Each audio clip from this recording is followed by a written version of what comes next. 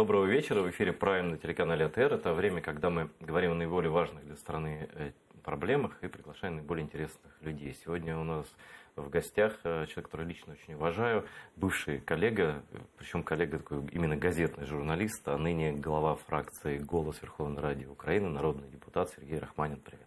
Добрый вечер. Рад тебя видеть по многим причинам, обсудить полно чего, но вот этот был карантин, который нам все сбил, и канал АТР не выходил, не в связи с этим, а в связи с другим карантином, но который тоже, к счастью, вроде закончился. Вот, хочу поговорить о стратегии деоккупации Крыма, как ее видит партия «Голос», как такая либеральная, демократическая, проевропейская партия, которую, собственно, ты с коллегами и писал. И начать прямо с этого хочу, но для початка нашей дискуссии, точнее, твоего выступления, моих вопросов, я бы хотел, чтобы вы послушали вчерашнюю цитату. Вчера я здесь был на твоем месте Дмитро Кулеба, министр закордонных справ Украины. Я вот тоже задал вопрос, почему нет стратегии уже 6 лет, да, и вот что он ответил, послушаем и продолжим тогда. Довгий час дійсно нічого на цьому напрямі не відбувалося. Зараз речі заворушилися. І там я вже щось в РНБО ми поговорили, там ми з Міністерством реінтеграції територій окупованих поговорили.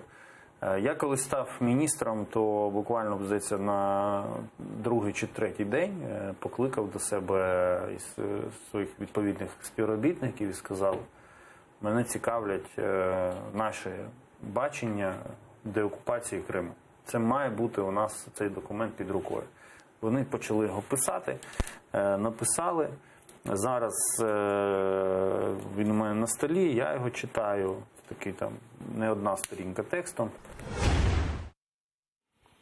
Ну вот хотя бы, значит, мы имеем представление, что по международной линии что-то готовится, но международную линию мы тоже обсудим. Но вот в целом я хочу, чтобы ты нам, крымским татарам, нашим зрителям в оккупированном Крыму, которые ждут вообще, что Украина будет делать, рассказать видение вашей партии. Да, она небольшая фракция, но тем не менее фракция, которая может и должна вносить какие-то инициативы и двигать вперед законодательный процесс, в том числе касательно Крыма и стратегического тоже, потому что я так вижу, что особо никто Крымом сейчас не озабочен среди парламента, по крайней мере.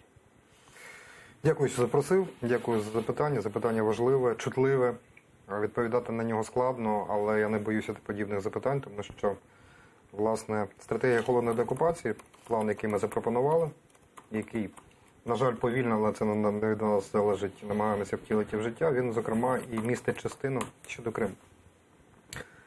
У нас так сталося історично, що останнім часом, переважно коли йдеться про питання деокупації і реінтеграції, всі мають на увазі, перш за все, в Донбас. Тому що існує нормандський мінський формат, який це обговорює, існує тристороння контактна група, є певні домовленості. І вважається, що питання деокупації і реінтеграції Донбасу, воно простіше. Крим виноситься за дужки. І це та вимога, яку ми, власне, підняли на прапор, підняли абсолютно свідомо. Ми говоримо про те, що деокупація, реінтеграція неможлива окремо Крим, окремо Донбас. Це має бути спільна історія і ключова історія, ключова помилка, яку припускалася влада раніше, яку повторює зараз, це те, що з порядку денного перемовин, які би вони не були, Крым, на жаль, выкрасло. Ну, смотри, это выглядит так, да, что мы играем в игру, которую нам навязывают. То есть это не наша игра. У нас территория одинаково утрачена, они одинаково оккупированы, просто оккупант, преступник назвал это по-разному. Он мог захватить третью часть Украины, если, не дай бог, у него получится назвать это еще как-то, да, и мы бы тоже в эти игры играли. Да? Вот как саме тому я не розумів логіки. Це питання, наприклад, одне з питань, які ми зараз проблемуємо, це відбувається складніше і довше, ніж хотілося б, на превеликий жаль, але так воно є. У нас є окремий закон, який регулює питання, які стосуються окупованого Донбасу, і окремо закон, який стосується окупованого Криму. Оце питання, яке я завжди ставив ще коли був журналістом. З моєї точки зору, це має бути єдиний закон про окуповані території, в якому має бути уніфікований підхід до розв'язання цих питань. І всі правові, юридичні, всі умовно-економічні питання, які там є, вони мають бути врегульовані належним чином. І тому ми ставили це за вимогу, і зараз ми це дуже складна робота, ми зараз зводимо докупи наші зауваження і пропозиції. От ми, власне, взяли базовий закон 1-2, акумулювали наші пропозиції, зараз робимо спробу, я ж кажу ще раз, що вона рухається, на превеликий жаль, повільніше, ніж нам хотілося, але через об'єктивні причини нам просто бракує людей, які б могли б там кинути все і займатися тільки цим. Зараз ми працюємо якраз на законопроекті на проокупованій території, який б врегулював і питання Криму, і питання Донбасу в одному А законопроекті. насколько вероятно принятие такого закона? Или вы пишете это, чтобы долбить вот Це эту найскладніша стену? історія поки що, але лупайте цю скалу, як закликав український класик. Якщо її не лупати, то нічого не відбудеться. І тому ми будемо, звісно, намагатися переконати наших колег по парламенту в тому, щоб вони підтримали цю ініціативу, щоб принаймні вони долучалися до цієї роботи, але для цього потрібно напрацювати законопроект. Ну, звісно, якщо він буде повністю спотворений, то це для нас це неприйнятно, але менше з тим, коли буде якась база, якийсь фундамент, підмурок, з яким можна працювати, це вже буде простіше. Але робота надзвичайно складна, і вона, щиро кажу відверто, що вона складніша, ніж я думав. Другий етап, другий момент, ну там трохи простіше, тому що тут ми вже фактично на фінішному відрізку. Це законопроект про корінні народи, який ми сподіваємося будемо вносити вже найближчим часом. Там трохи простіше. Давай подробніше. Трохи простіше, тому що я не можу вдаватися в подробиці, тому що робота не завершена. Коли ця робота буде завершена, це буде готовий варіант, вже погоджений. Я думаю, що ми обговоримо деталі, але ми співпрацюємо в тому числі із депутатами з інших фракцій, зокрема з фракції Європейська Солідарність, ну, зокрема ми в контакті з Мустафою Джемілєвим, і я думаю, що ми вийдемо на якийсь погоджений варіант, який можна буде пробувати. Я завжди так обережно кажу, тому що життя складніше, ніж хотілося б, пробувати переконати наших колег в тому, що цей законопроект необхідний. Чому він необхідний з моєї точки зору? Тому що, по-перше, це відновлення історичної справедливості, бо, як відомо, кримські татари – це єдиний корінний народ в Україні, тобто народ, який не має своєї батьківщини поза Кримом, як відомо. І узаконити права кримських татар, мені здається, що це відновлення історичної справедливості, направду, можливо, це припущення, бо історія умовного способу не сприймає в принципі. Якби подібний закон був ухвалений раніше, якби подібна норма існувала в вітчизняному законодавстві, можливо, ми б уникли частини тих проблем, які, на превеликий жаль, у нас виникли 6 років тому під час брутальної агресії, окупації, а потім анексії Кримського півострова. Смотри, ты вот в эту тему погрузился, ты прекрасно знаешь разницу в терминологии, нюансы, меньшинство национальное, коренной народ Украины и так далее. Я вот сколько живу в Украине, 5 лет, столько слышу вот это.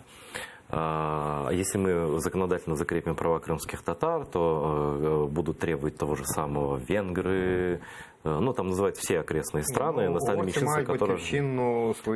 Вот почему? Что Різниця між етносом і корінним народом якраз полягає в тому, що корінний народ – це народ, який не має державності, умовно кажучи. Да, там. Ну, то есть мы все тут, и у нас нет самоопределения в составе других стран.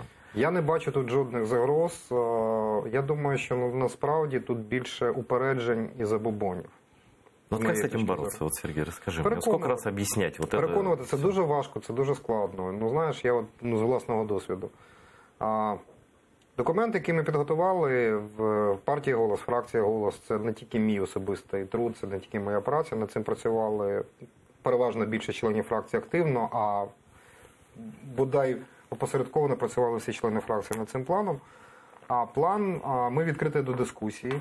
Ми кілька разів пояснювали, тлумачували, але я чесно тобі скажу, я втомився, чесно, я навіть не сподівався, що не доведеться так часто пояснювати речі на перший погляд очевидні. Ну, тебе 2 × 2 = 4. Ну, не зовсім так, там 3 на 3 буде 9, це трохи складніше, ніж 2 + 2 = 4, але ну, це треба пояснювати, втлумачувати.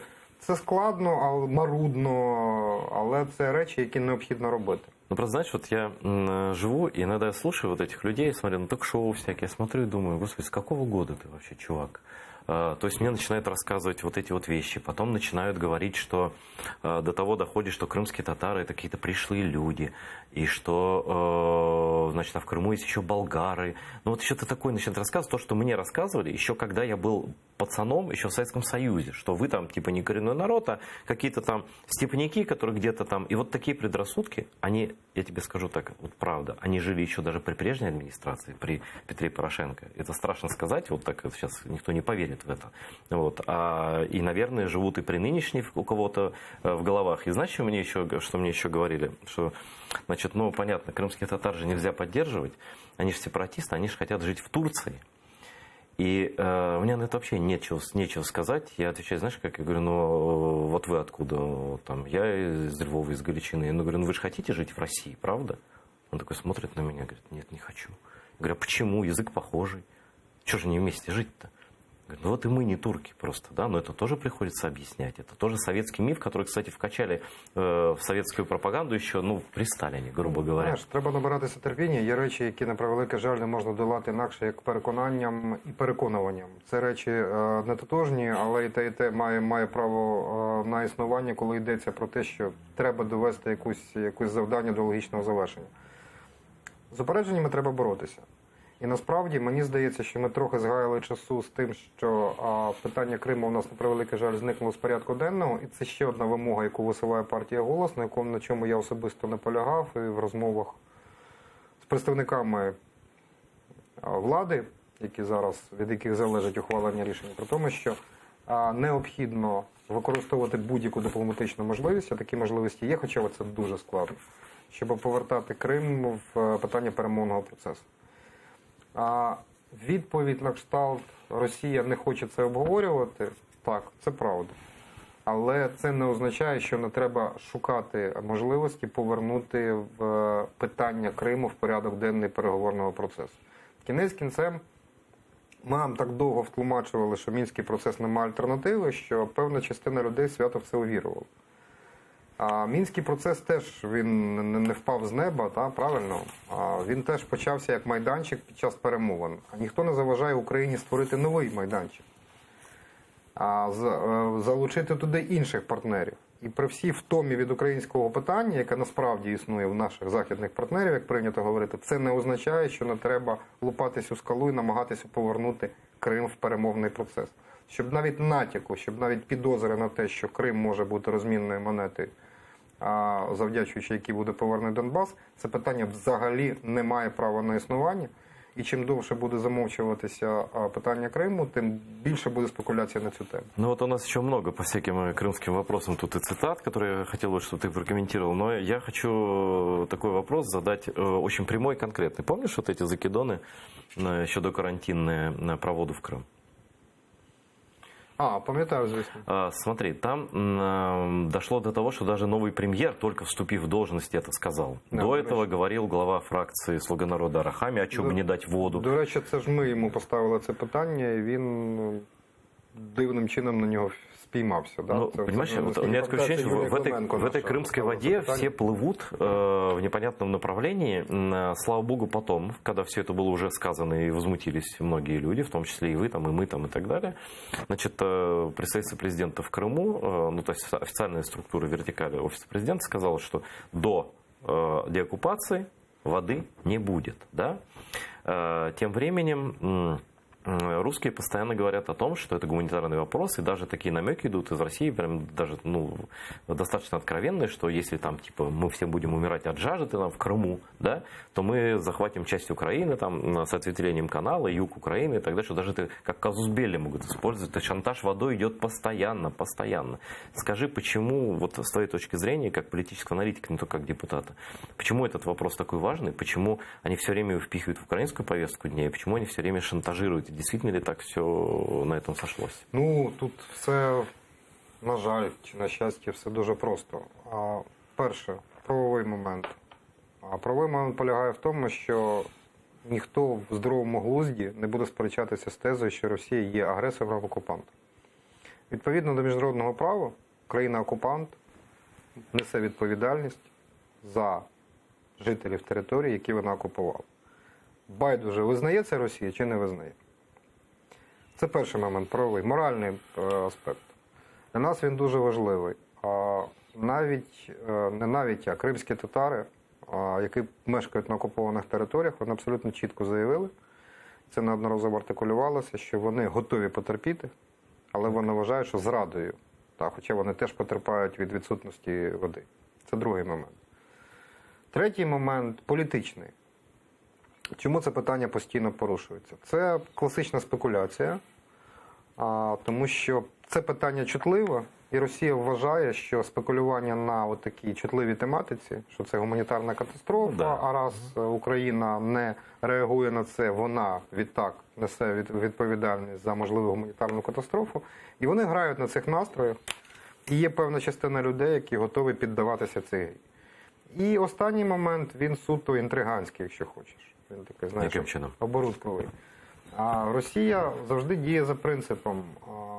Вона пропонує якісь кроки, ми не ведемось. Вона пропонує наступне. Будь-яка пропозиція від Росії – це пастка. Щойно ти потрапляєш, тобі пропонують нову.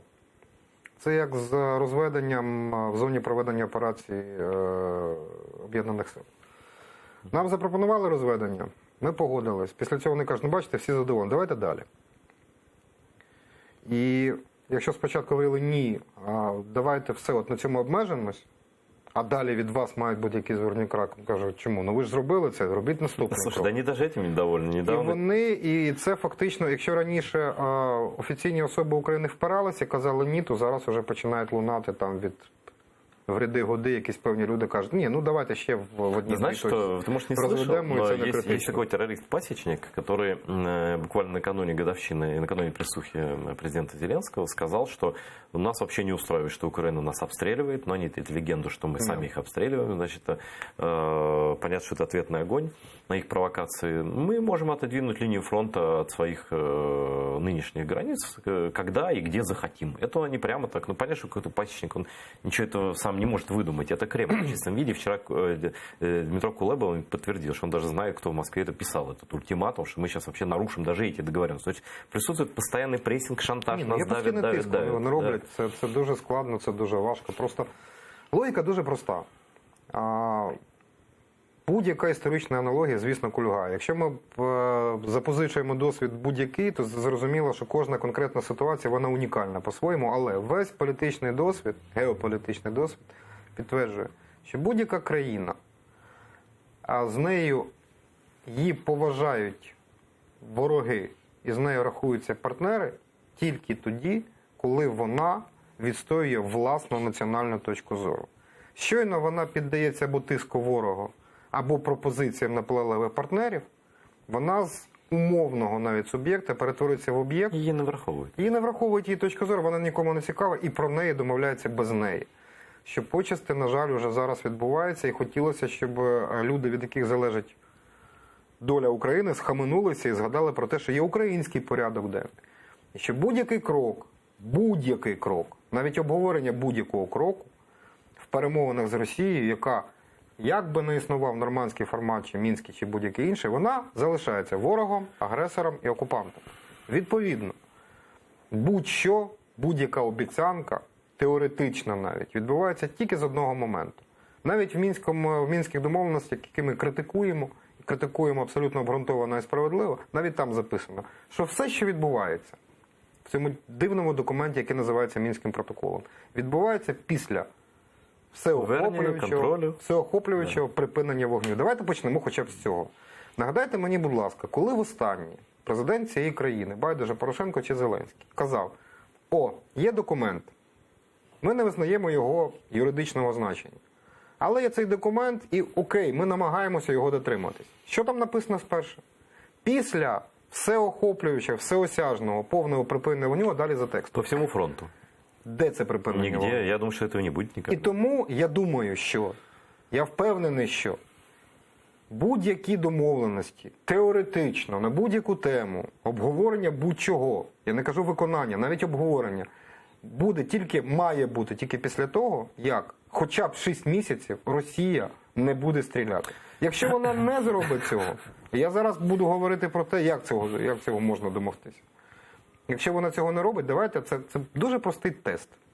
Росія обіцяє те. Вона виведе війська, каже вона. Да? Це не наше, але окей, ми їх виведемо. Да. Ми не готові вам віддавати кордон, але окей, ми можемо говорити про моніторинг кордону. Ми готові обговорювати спостережну місію чи там миротворчу місію. Ми не готові вводити, але готові обговорювати. Але спочатку давайте, не спочатку давайте. Якщо вони не виконують ключову вимогу, не припиняють стріляти, це означає, що будь-яку іншу вимогу вони теж не виконують. Це означає, що ми граємо з шулером. Що це для нас означає? Це означає поставити хрест на Мінських угодах. Тобто взагалі від них відказатися?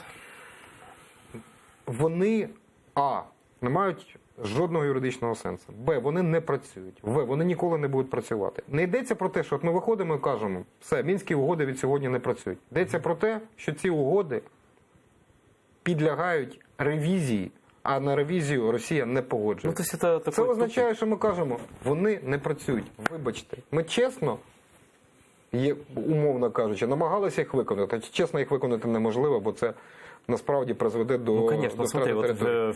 Ми починаємо з чистого аркуша. Хорошо, есть, помнишь, Зеленский говорил про план «Б». Він і зараз про нього каже, тільки вот не знаю, этот чому план полягає. «Б», он, наверное, предусматривает то, что вот, ну извините, но вы недоговороспособны. Что Я дальше? щиро плекаю надію, що у президента Зеленського є план «Б», Б, що цей план «Б» передбачає таку позицію. Тому що я мав змогу говорити з президентом Зеленським на цю тему. Я особисто вручив йому наш план деокупації. У мене була можливість донести точку зору партії і зміст цього плану до президента Вот Зеленського. этот по Крыму. Так. І по Криму, і по Донбасу. Він, як би хто не ставився до президента Зеленського, він людина обрана президентом на всенародних виборах, він є Верховним головнокомандувачем, головою Ради національної безпеки, гарантом територіальної цілісності України. Подобається це комусь, не подобається. Критикуємо ми йому, погоджуємося з ним. Він має ухвалити рішення. І мені, при всьому тому, що я критикую його тоді, коли я вважаю, що підстави для такої критики є, я не зацікавлений в тому, щоб ця людина робила помилки, які відіб'ються на долю держави, тому що я громадянин цієї держави. Все понятно, конечно, да.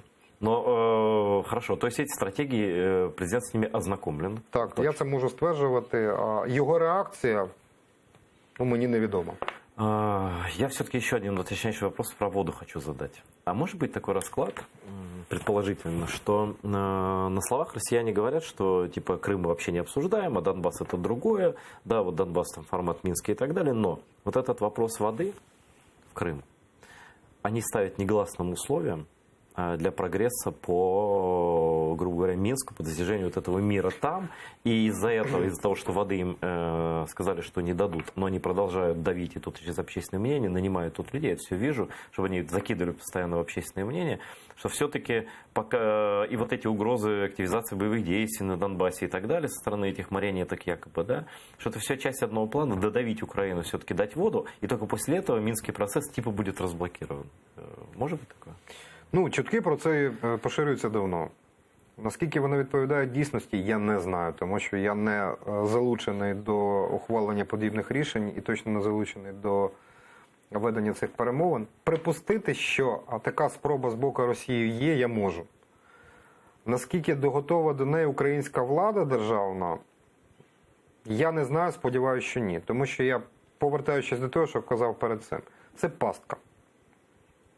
Я вже не кажу, не буду там оперувати зараз, кидатись словами, які страшно не люблю. Там зрада. Я не люблю дискусії в форматі зрада перемога. У нас, не втомлюсь повторювати, у нас практично не було, дякувати Богу, великих зрад поки що. І, на жаль, не було великих перемог. У нас були дрібненькі зради, дрібні, на жаль, перемоги. Вони були. Це очевидно і будуть ще. Великих у нас поки що не було. Але з точки зору політичної це буде величезна помилка. Тому що це пастка, тоді шансів знову повернути в порядок денний питання Криму у нас не буде.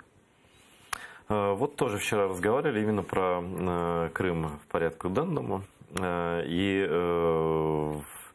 значит, Зеленскому задали вопрос, кстати говоря, вопрос про Крым. Единственная пресс-конференция задала наш ведущая, вот она до меня была в эфире, Гульсум Харилова. Она успела это просто выкрикнуть в конце уже. Давайте поговорим про Крым. Президент сказал, давайте поговорим про Крым. До этого сколько там часов это шло? Ни один журналист, Серега, ни один журналист вообще слово Крым в принципе не вспомнил на протяжении всей пресс-конференции. Совсем. И он сказал про вот эту идею создать новую площадку для обсуждения Крыма. И вчера я такой же вопрос поставил здесь. Нет, про площадку мы отдельно поговорим. Это именно почему зникає з порядку денного українських ЗМІ. Ось що Кулеба відповів. Давай послухаємо і прокоментуємо. Це велика проблема українського суспільства і української журналістики. І я, користуючись ефіром, хочу звернутися до українських журналістів. Пишіть про Крим, говоріть про Крим, знімайте сюжети про Крим. Тому що коли ви думаєте, що лише держава цим має займатися Кримом і тримати постійно Крим в порядку денному, то ви помиляєтеся. Це задача нашого суспільства. Тому що ми почнемо втрачати в Крим в той момент, коли ми перестанемо про нього говорити. Что тут яйцо, что курица, что впереди? Власть забыла про Крым, и поэтому медиаобщество, или медиаобщество забыли про Крым, и поэтому власть идет на поводу у их настроений.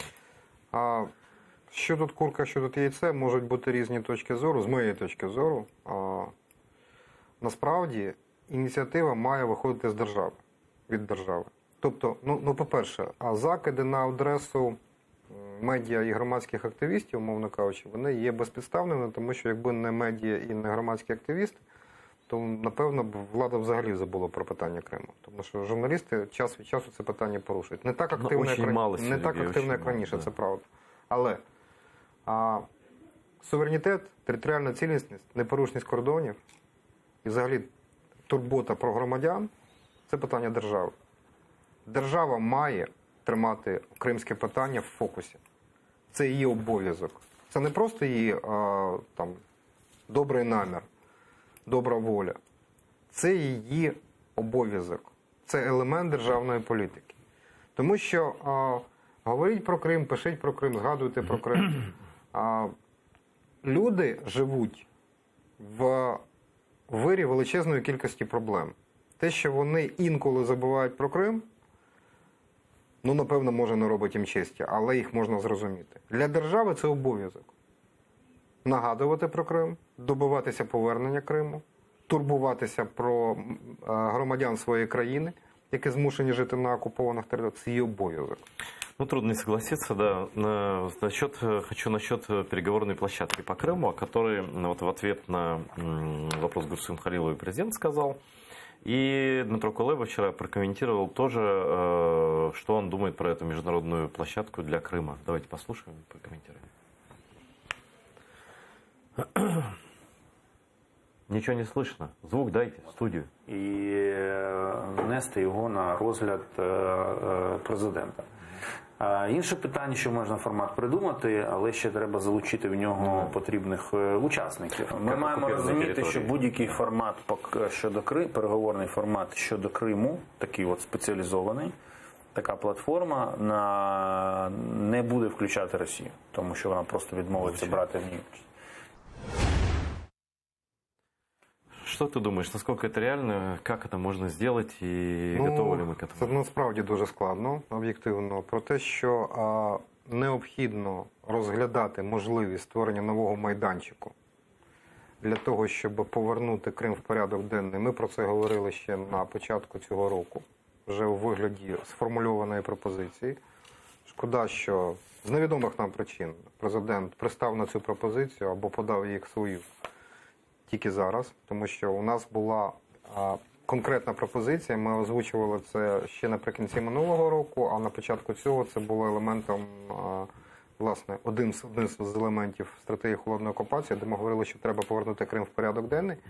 Якщо, добре, учасники тристоронньої контактної групи стверджують, що порядок денний і формат тристоронньої групи не передбачав обговорення кримського питання, ніхто не заважає Україні ініціювати питання створення нового майданчику, де буде обговорюватися Крим. Відмовляється Росія. Добре, хай Росія відмовляється. Но есть великі держави, які вообще меморандум Будапештський. Ніхто не заперечує таку можливість і ніхто не може зобов'язати Україну, точніше заборонити Україні порушувати це питання. Тобто це діло в даному випадку гаранта внешньої політики президента України. В чому величезна проблема, на превеликий жаль, дуже часто української влади і, на жаль, чинна влада не є винятком. Найбільша проблема влади останнім часом була відсутність системності. У нас політика відбувається такими ривками, фрагментами, такими, знаєте, уламками. От тут зробили. Будь-який елемент політики передбачає наявність іншого елементу. Якщо немає системи, якщо немає, мовно кажучи, погляду в майбутнє, і цілої низки дій, обставин, фактів, кроків, то воно все не рухається. Про що йдеться? Недостатньо просто для того, щоб повернути Крим, недостатньо просто повернути це на перемовний майданчик. Треба робити інші кроки. Ну, наприклад, як я вже казав, треба, і я вважаю, що це не тільки я, це точка зору не тільки моя. Треба відновити історичну справедливість, треба ухвалити, узаконити права кримських татар і корінних народів. Тому що це важливий меседж для людей, які є патріотами України, проживають на окупованих. Треба робити іншу історію, наприклад, і це теж є відображено. Найкращий спосіб переконати тих, хто вагається, підкреслюю, тих, хто вагається, є люди, у яких є переконання, правдиві чи оманливі, а є люди, які вагаються. Найкращий спосіб переконати тих, хто вагається, показати якісну різницю. Повернення Криму відбуватиметься не тільки зміною законодавчої бази, не тільки дипломатичним тиском, не тільки підсиленням військової потуги. Без цього взагалі нічого не відбувається. Будь-який дипломат не може бути впевненим в собі, якщо за його спиною не стоїть добре вишколений, навчений, озброєний вояк.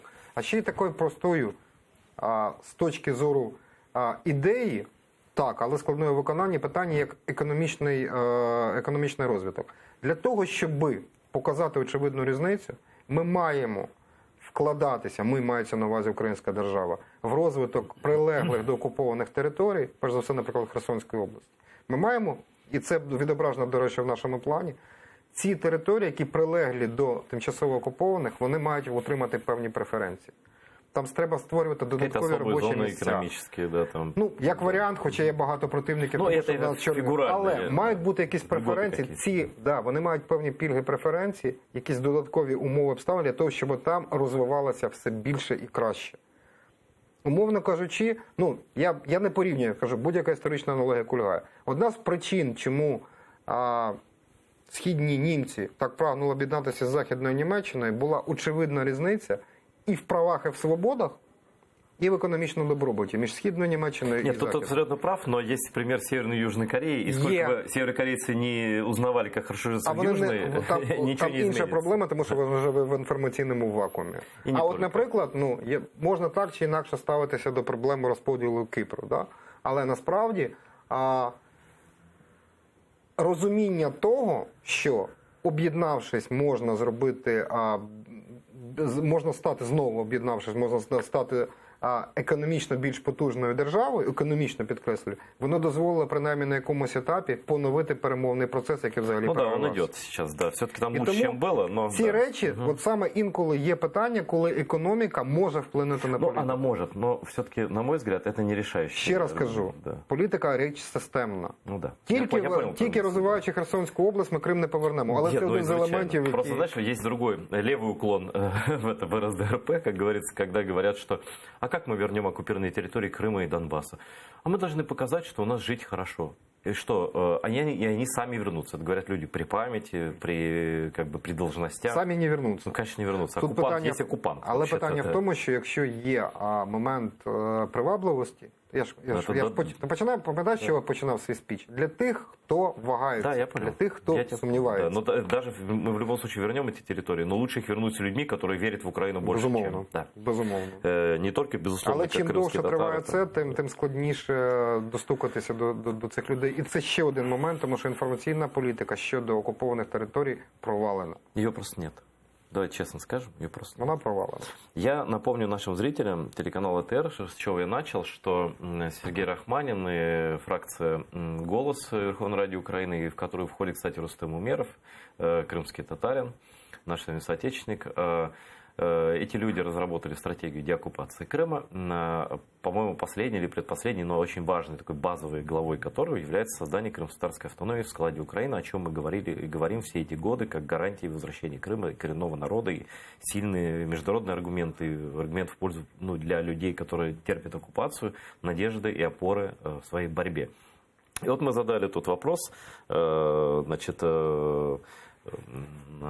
депутату от фракции «Слуга народа», то есть мы же с разными разговариваем людьми, такой Василь Макан, по поводу, найдутся ли голоса за конституционные изменения, это раздел Конституции, описывающий состояние РК, что такое РК. Вот, собственно, там описательная часть, собственно, в ней должны изменения, там, названия, там, основания создания, там, права коренного народа и так далее.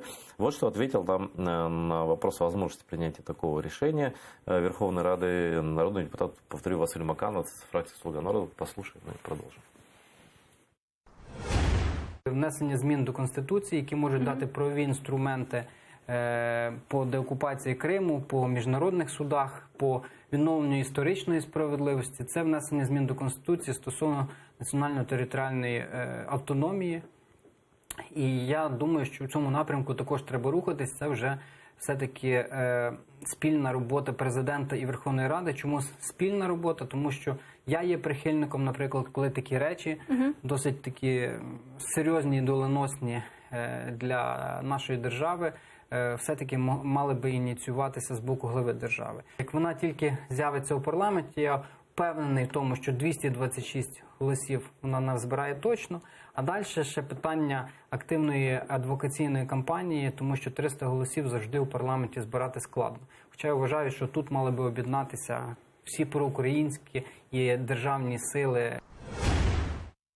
Добавлю чуть-чуть, еще мы 11 секунд посмотрим, потом общий комментарий я у тебя прошу. Значит, все правильно сказала, просто можно подписаться под словами народного депутата «Слуги народа». Единственное, что меня вызывает вопрос, это президент должен начать, парламент должен начать. В итоге так получится, так уже было целый созыв и целую президентскую каденцию, когда это должен был начать, тот должен был начать. В итоге ни те не начали, и вот мы переползли в новую каденцию, и все, опять я те слова все слышал уже давно, да? И еще один вопрос, который, кстати, я поднимал еще, это как только выборы прошли, и тут был у меня в гостях Никита Потураев, один, ну ты знаешь, наверняка, да, один из таких патриотичных депутатов, давно, «Слуги народа». Років 20 знаю. Ну, тем более. Вот, но я не так давно, но я просто тогда, и даже я был ну, приятно, не то что удивлен, но потому что человек очень патриотичный, и говорил он вплоть до того, не только про крымско-татарскую автономию, у меня вот в эфире он тут сидел, Никита говорил про правительство Крыма в изгнании, о чем вообще речь шла тоже фоном, да, но он конкретно это сказал представитель партии «Слуги народа». И мы задали вопрос на эту тему тоже, почему так и не создали крымский парламент в изгнании и это правительство. Светлана Залищук, это бывшая, просто уже бывшая, но она депутат прошлого созыва, ты же знаешь ее прекрасно, да? Просто твое мнение послушаем, и тогда уже ты по полной программе свое скажешь. Що стосується уряду в екзилі, я особисто підтримую цю думку. Повторюся, вона співпадає з головним принципом, з моєї точки зору, який повинен діяти відносно Криму. Це проактивність. Це постійна увага, це рішення, це задіяння міжнародних майданчиків, політичних, судових, експертних, соціально-мережевих і так далі. Тому однозначно вважаю, що так, і хотілося б, щоб президент Зеленський більше приділяв цьому увагу. Я вважаю особисто, це має бути Київ, однозначно, де ухвалюються всі рішення. Прем'єр в екзилі повинен постійно заходити до президента, до прем'єра, до Кримської прокуратури, до прокуратури, де багато збирається, документуються злочини проти людяності, військових злочинів і так далі. Вважаю, що вони повинні бути тут і багато де за кордоном. Ну вот, что касается автономии и правительства в изгнании, насколько это может быть сильный инструмент именно в крымском направлении для международных? Давай по черзі. Ну, спочатку твого питання, яке абсолютно слушне. Да? Це відштовхувалося від заяви пана Мокана, який говорив про те, що було б бажано, щоб це вніс президент. Я можу висловити такі припущення, чому він сказав так. Да? Це ґрунтується на двох тезах. Одна теза, з моєї точки зору, вона є трохи помилковою, але вона теж, знаєш, якщо хочеш, відноситься до певних впереджень. Чомусь у нас завжди вважалося, що законопроекти, які вносить президент, вони мають більшу вагу. Ну, так устроєна система президентсько-парламентської республіки. Вони можуть розглядатися як невідкладні, як відповідно до Конституції. Більше того, вважається, що якщо це вносить глава держави, з усім необхідним набором повноважень, функціоналом і мірою відповідальності, це, так би мовити, особливо, коли йдеться про Конституцію. Це, так би мовити, трохи формальна точка зору. Неформальна полягає в наступному. Мені некоректно через посаду мою, керівника фракції, обговорювати інші фракції, я цього не буду робити, але є абсолютно очевидним, що фракція «Слуги народу» не є однорідною. Це показують і голосування, і Це їхні ще м'яко заяви. кажучи. Так. І зрозуміло, що наявність або відсутність необхідної кількості голосів за той чи інший законопроект визначається часто, густо, я не кажу завжди, часто, тим, хто є ініціатором внесення відповідного законопроекту і хто є його, так би мовити, двигуном. Зрозуміло, що якщо це буде група депутатів або конкретний депутат, тим більше депутат не від «Слуги народу», я думаю, що шанси отримати підтримку будуть набагато менше, ніж коли це зробить президент. Тоді це певна гарантія успіху. Тому тут певна логіка, а в словах Мокана є. Ну, звичайно, так. Я зараз не кажу, це Практична логіка, добре чи скажімо погано. так, да. Ну, переходимо до політичних реалій. Воно виглядає так. Тепер щодо змісту і суті. Наскільки я знаю, представники Меджлісу і Курултаю, вони робили спроби домовитися, натиснути, переконати, як завгодно називаєте, представників і Офісу Президента, і уряду для того, щоб отримати необхідну підтримку, власне, чинної влади, для того, щоб подібна ініціатива була запитана владою і відповідний законопроект, відповідні внесення змін до Конституції з'явилися в Верховній Раді. Мені невідомо наразі, чим ця спроба завершилася. Я просто знаю, що такі спроби робилися. Публічної відповіді немає. І сподіваюся, що це переконали. Якщо не переконали, то, можливо, на жаль, доведеться. Але це не означає, що подібну спробу треба робити. Я просто пам'ятаю, я зараз не буду називати прізвище, рік тому, більше року тому, 1,5 десь роки тому, коли я був ще журналістом, я ставив питання офіційно і неофіційно. Одному дуже відомому і впливовому в українському парламенті політику, чому ви, маючи вже готовий текст конституційних змін, які стосуються кримсько-татарської національної автономії, не вносите його в зал. Тим більше, що ця людина фактично була представником фракції, яка входила до більшості. Фактично, Народного влади. фронту, ти маєш на увазі? Ні. Кажу, у вас більшість. Які проблеми? Вони кажуть, розумієш, це треба робити тільки тоді, коли ми гарантовано знаємо, що в нас є 300 голосів. Бо буде дуже прикро, якщо ми внесемо, для тих, хто не знає, це достатньо складна процедура. 13-й розділ Конституції, він передбачає складну процедуру. Попереднє схвалення 226 голосів, висновок Конституційного суду і остаточне затвердження 300 голосів. Мовляв, на попереднє схвалення голоси у нас є, а от на 300 голосів нема. Ми плідно працюємо, наполегливо працюємо і будемо вносити тоді, коли ми гарантовано будемо знати, що у нас 300 голосів. Я не знаю, працювали вони чи ні. Я не знаю, чого тут було більше – реалій політики чи політичного лукавства. Мені так здавалося, що все-таки працювали не надто наполегливо. І це відповідь на твоє питання, чому вони перекочували з одної каденції в іншу. Да. Просто любой путь починається з шагов. Тепер наступна річ.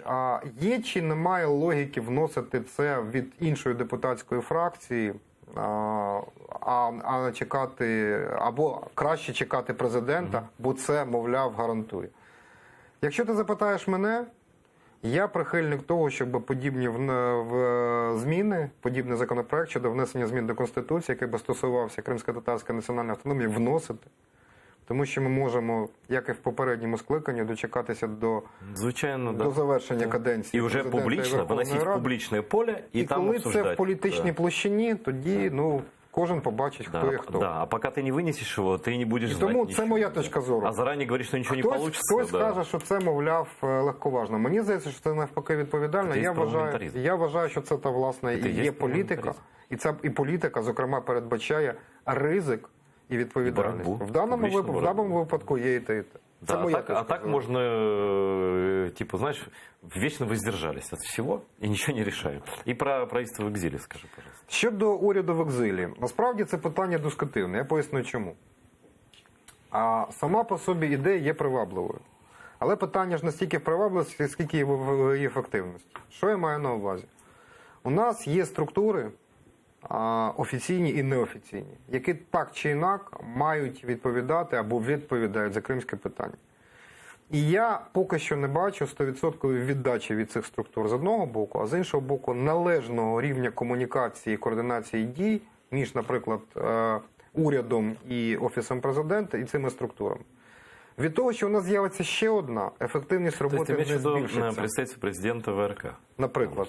Но это единственная структура, которая реально вот Ну, Крымская прокуратура є, да. правоохоронный орган это чуть другое. Да. Є відповідні там, є Міністерство з питань окупованих територій. То есть ты считаешь, их работу и тех, и тех, и тех Поки недостаточно скоординованные? поки що вони не скоординовані між собою, це на мій погляд. З ним можна сперечатися, в мене є погляд свій на це, як у людини, яка хочеш, не хочеш, занурена в політичний процес. Між ними не існує достатньої координації. Мені здається, що там ще є певний резерв для підсилення роботи, принаймні в певних людей, в певних структур.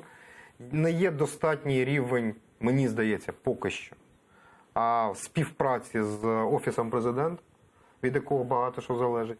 І відтак, якщо у нас з'явиться ще одна структура, насправді не буде не гірше, не краще. Умовно кажучи, якщо у нас робота вже налагоджена, треба її підсилити, заради Христа, нехай з'являється ще одна структура, яка буде тільки підсилювати. А поки у нас прогалина, наявність ще одної структури, ну, на превеликий жаль, це не той випадок, коли кількість переходить в якість. Ну, а хотя бы, чтобы на международный уровень вывести в это правительство. Це інша історія. Це інша історія, вона, знову ж таки, може бути зіграти як публічна історія, але за однієї умови, знову ж таки. Ця історія спрацює, якщо до просування адвокації подібної ідеї буде долучення Міністерства закордонних справ. Якщо такої співпраці не буде, це знову ж таки буде ще одна історія, яка, на превеликий жаль, ну, буде... Ну, я больше скажу, не только Министерство иностранных дел, но и президент. Но это президент же источник внешней политики в Україні. Це безумовно, але є інструменти. І ці інструменти називаються Міністерство інформаційної політики і Міністерство закордонних справ. Так. Без співпраці з ними, без розуміння того, що це потрібно і вони готові долучатися до такої роботи, на жаль, це буде ще один проєкт, який не спрацює. Можливо, ти будеш сперечатися зі мною, але я за те, щоб все, що працювало прагматично і ефективно. Я не буду с тобой спорить, потому что фейки нам надоели. Честно, любые фейки надоели. Просто вот здесь уже, да. А вот просто чуть личный. Ты все-таки, ну, действительно, мы коллеги даже почти одного возраста и работали в журналистике печатной, ну, примерно равное количество лет, я думаю, да? И вот я себе не представляю даже вот в фантазиях, вот я попал в законодательный орган. И что вот там журналист политический, а мы своей политической журналистикой занимались там в разных местах, но не в этом дело, в принципе, да? И что ты там увидел? Насколько вот твои ожидания, понятно, что не розовые, мягко говоря, ты знал все это, да? Но все-таки ты увидел это, войдя внутрь, да? Почему это так работает или не работает внутри? Знаєш, мені буде достатньо складно відповісти на твоє питання, пояснюю чому. Насправді ми живемо в час величезного експерименту. Чим цей експеримент завершиться, поки що не знає ніхто. Над ким? Кого? Я поясню, що мається на увазі. Я ніколи не був всередині політики. Ніколи. Я не брав участі в виборчих кампаніях, я ніколи не кандидував, я не входив до передвиборчих штабів. Я не був ніколи членом політичних партій, тобто практичного досвіду політики в мене не було. Але я знаходився в політичних процесах, як політичний журналіст. Ти хочеш чи не хочеш, ти частина цього процесу. Ну, ти ж бачив всі недостатки, все, що там було. Всі мої знання, відчуття, ну не всі, я не буду лукавити, велика частина моїх знань, навичок, досвіду, набутого за майже 30 років існування в політичній журналістиці, виявилися непотрібними, незапитими, тому що зараз все працює абсолютно інакше. А що змінилося? Це коронавірус, що ли, сильно повлияв? Ні, ніколи ми не існували в умовах, коли вся влада сформована навіть не одною політичною силою, одної людини. Ну, все равно существуют другие издержки, но в парламенте труднее, да, наверное. Пояснюю чому. В парламенті, ну, я ж за своє життя, я знайомий, я ніколи не рахував, ну, це кілька тисяч парламентарів знайомих. 9-й созыв. Так, ну, починаючи з першого скликання, це тисячі людей. Так? Ну, окей, я знав не в кожному скликанні кожного, але я знав, ну, це обраховується тисячами людей. Ну, 1000 знав точно, давай так. Ну, да. Більше 1000, 100%. Бо були 2 скликання, де я знав всіх. От тобі вже 900. Ну, там, хоча там перетікав, ну, байдуже. І це тільки депутатів. І є люди, яких я пам'ятаю і знаю ще з першого скликання. І такі люди є в Верховній Раді цієї каденції. Я його запитав, бодай приблизно щось подібне на те, як працює Верховна Рада зараз було, вони кажуть, взагалі нічого схожого не було. Все працює інакше, все працює не так. І тому Погано це чи добре, можна сперечатися, насправді історія розсудить. Але насправді сказати, воно всередині виглядає інакше, але, умовно кажучи, якби я заходив, ми фантазуємо, да, історія умовний спосіб не сприймає, якби я заходив в Верховну Раду минулого скликання, можливо, мені було б трохи простіше. Зараз всі вчаться з нуля. То есть для всех это новое? За великим рахунком так. Навіть для тих, хто має бекграунд, історичний досвід, навіть їм перебудовуватись простіше. Бо в них є історичний досвід, партійний досвід, фінансова подушка, бекграунд, регіональні структури, досвід, чуйка, якщо хочеш. Людям, які прийшли з нуля, їм важче перебудовуватись. Тому це достатньо складно. Це складніше, ніж я думав, саме через те, що обставини саме такі. Смотри, я хочу один пример привести. Вот говорят, монобільшість, президент, ты же сам сказал, может невідкладный закон, це його право, есть право, да, и он им даже пользуется, и часто, это же труборежим да. и так далее. И вот мне просто рассказали пример, который говорит о том, что даже в таких условиях, вроде монобольшинства, и ты говоришь, что такого не было никогда в парламенте, что вся власть вот в одного человека, в одной фракции и так далее. Вот внесли закон, который наша пресса окрестила как закон о двойном гражданстве. Он должен был рассматриваться на той неделе, но его, как вот сообщают СМИ, его перенесли аж на осень. Это Стефанчук, кажется, сказал, и Разумков, что прийти на осень. Його перенесли, я не знаю ніколи, але так, його відклали в довгу шухляду, наскільки довго час покаже. Смотри, суть-то в чем? Суть в том, что это название попсовое про двойное гражданство. Я даже про это говорить не хочу, потому что это вопрос действительно дискуссионный, сложный и так далее. Да? Хотя, на мой взгляд, у нас все равно же латентное двойное, тройное и четверное гражданство существует. Да? Просто, Украина может не признавать других гражданств. Это ее право абсолютно. Да? Но есть какие-то закон на самом деле называется по-другому. Про внесення змін до деяких законів України щодо питань громадянства. Так. И там далеко не только про двойное гражданство, а, например, про набуття громадянства Украины. Есть такой пункт. И он касается, внимания, людей, которые воевали и даже и воюют сейчас за Украину, которые по разным причинам, либо у них корни украинские, они получили здесь гражданство по происхождению, да, ну вот как я получил, потому что я крымский татарин, у меня бабушка с территории Украины. Ну, бабуся, дедуся, ты знаешь, вот этот закон о гражданстве, да, прямой. Либо сам человек родился, потом уехал, вернулся, либо он не рождался в Украине, у него нет родственников, но он воевал за Украину. И таким образом президент Зеленский, кстати, вот прям в первые дни своей каденции, он подписал указ многим людям, фронтовикам, которые имели гражданство России, дал украинское гражданство. Теперь что происходит? Я этого совершенно не знал. Вот такая история, оказывается. Значит, есть в этом там много изменений всяких, про все не будем. Есть там один пункт, в который известно, что Россия никогда не дает людям выйти из своего гражданства. Это их принципиальная позиция, потому что так им проще преследовать людей, выдавая их за своих граждан и в розыск объявляя их военным преступниками, там, если ты воевал за ЗСУ, в ЗСУ там, и так далее. Да, они этого никогда не делают специально.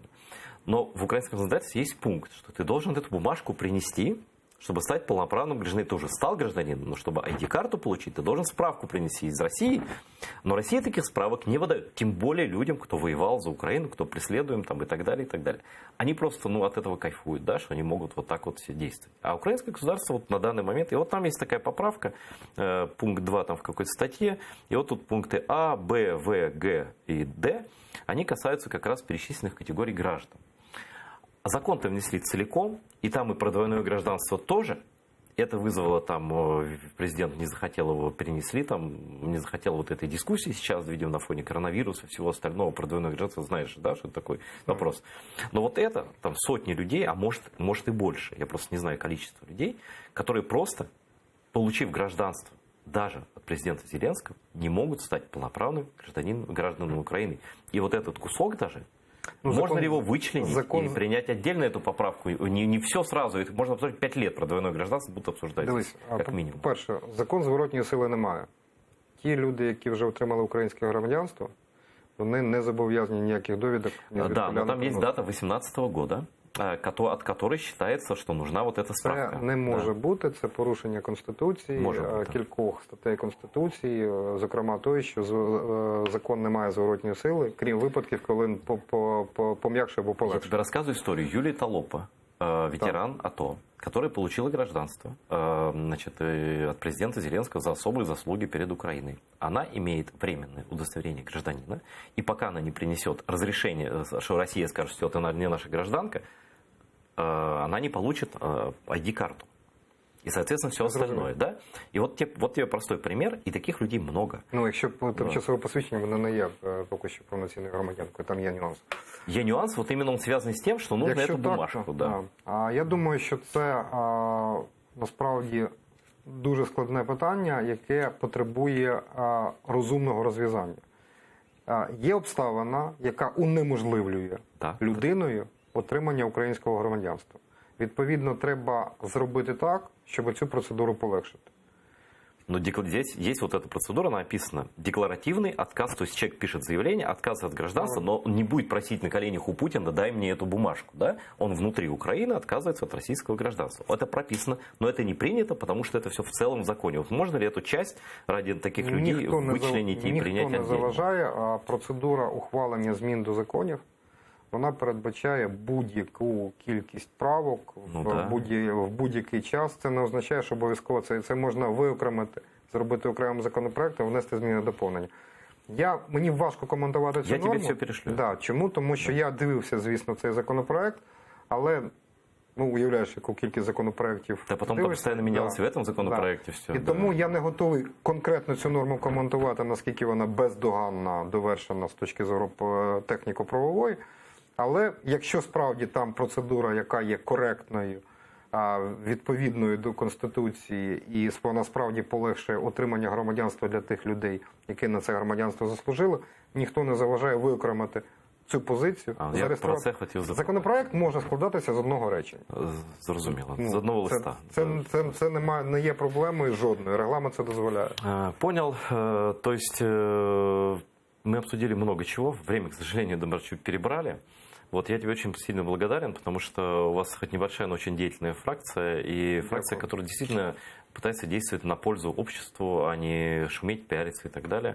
Вот, и мы это увидели, в том числе из нашей с тобой беседы. Приходи еще, и мы всегда рады видеть. И вот на самом деле есть таких много, меня спрашивают из Крыма, людей, которые осознают и понимают важность крымского вопроса, важность прав крымских татар. Сергей Рахманин один из таких людей, и таких людей много и в парламенте, и в политикуме, и так далее. Этот вопрос обязательно в любом случае будет решен, в этом даже абсолютно не сомневайтесь. Просто понимаете, какая ситуация. Но вы все слышали, о чем мы сегодня говорили с нашим гостем. Спасибо, Сергей. Дякую. Всего доброго, смотрите АТР, у нас бывает интересно. Всего доброго.